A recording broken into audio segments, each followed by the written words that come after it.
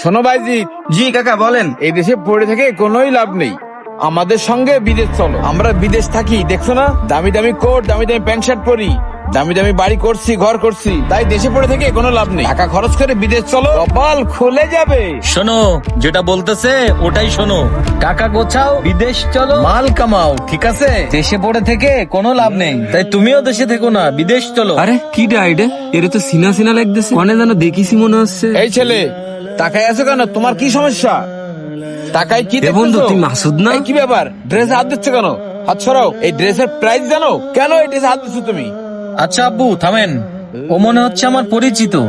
এই তুই আক্কাস না, আমার সাথে পড়তিস? হ্যাঁ বন্ধু, আমি তো আক্কাস। আর তুই তো বিদেশে গিয়ে পুরো লুক চেঞ্জ হয়ে গেছে।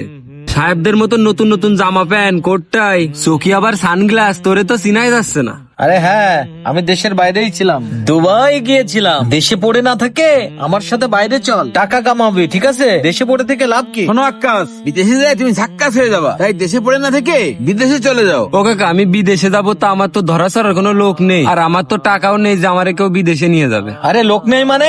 আমি রইছি না, আমিই তোকে নিয়ে যাব বিদেশে। আর টাকা পয়সা নেই মানে ঘর বাড়ি সব বেচে দাও, জায়গা জমি বেচে দাও। বিদেশে গেলে ওইরকম 10টা বাড়ি কিনতে পারবা। আচ্ছা কাকা ঠিক আছে, তা কয় টাকা লাগবে নে? আচ্ছা শোন, কোনো সমস্যা নেই, টাকা তো লাগে 15-20 লাখ। তুই আমার বন্ধু না, তুই 8 লাখ গুছা, বাকিটা আমি রেখে দিবানে। আচ্ছা বন্ধু, তাহলে তো তুই আমার মেলা বড় উপকার করছিস। আমি বিকেলের ভিতরে জানাচ্ছি, আব্বার সাথে কথা কয়ে আসি। হ্যাঁ যাও যাও, টাকা জোগাড় করো তাড়াতাড়ি। আর শোনো, তুমি দাঁড়ায় রয়েছো কি জন্য? যাও, তুমিও তাড়াতাড়ি টাকা ম্যানেজ করো। আচ্ছা ভাই, এখনই যাচ্ছি। আব্বা তালি এবার তো লাইন গার্ড ভালোই মনে হচ্ছে। চল বাবা, হ্যাঁ আব্বা চলো। চল।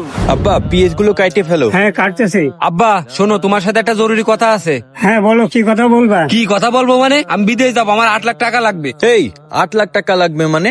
আর তুই বিদেশ যায় কি করবি? এই বিদেশ যে কি করবো মানে? এই দেশে থেকে কি আমি তোদের মতো মুড়ি ঘটবো? কেন, মুড়ি ঘুটা কি খারাপ নাকি? মুড়ি ঘুটেও তো টাকা ইনকাম করা যায়। ছোটবেলাতে আমাদের আব্বা এই মুড়ি বেচেই কিন্তু আমাদের পড়ালেখা শিখিয়েছে, আর এই মুড়ি বেচা টাকা দিয়েই কিন্তু আমাদের পরিবার চলে। এই কথাটা কিন্তু তুই ভুলে যাস না। দেখ ভাই, তুই আব্বার হয়ে কোনো কথা বলিস না। আমার টাকা লাগবে মানে আমার টাকা লাগবেই। বাবারে, আমি সামান্য মুড়ি বেশি, আমি 8 লাখ টাকা এখন কোথায় থেকে দেবো? এই তুই শান্ত হ, উত্তেজিত হইস নে, তোর বিদেশ যাওয়া লাগবে না। তুই আমার আর আব্বার সাথে এই মুড়ি বেচ, এই মুড়ি বেচলে কিন্তু ভালো টাকা ইনকাম করা যায়। কি বললি তুই? মুড়ি বেচবো?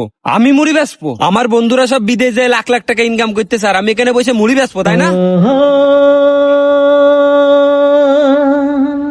বাবা ভুলে যাস না, আমি এই মুড়ি বিক্রি করে তোদের আমি এত বড় বানাইছি, আর তুই এই ব্যবসাটা ছোট মনে করতেছিস। শোন ছোট ভাই, আশেপাশে তো মেলা নিউজ দেখতেছি, মানুষ দালালের খপ্পরে পড়ে বিদেশ যাওয়ার লোভে সর্বস্ব হারাচ্ছে। তুই বিদেশ যাওয়ার ধান্দা বাদ দিয়ে দেশেই কাজ কাম কর। দেশে পরিশ্রম করেও ভালো কিছু করা সম্ভব। আমিও তো পড়ালেখা শেষ করেছি, আমিও